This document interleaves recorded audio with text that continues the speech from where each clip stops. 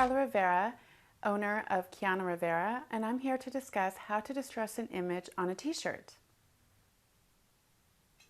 The first step to place a distress image on a t-shirt is to take a design that you like and place it on your t-shirt. Take some graphite paper and make sure your design is placed properly. Lay the graphite down, place the design over. Take a hard object of any kind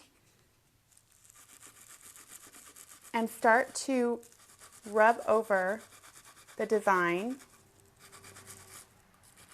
and the graphite paper will transfer the image onto the t-shirt. Make sure to press very hard so that you get the full effect of the graphite paper.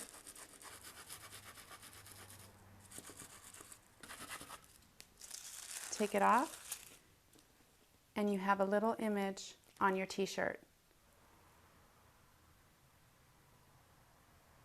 Once again, I'm Carla Rivera, and thank you for watching How to Distress an Image on a T-shirt.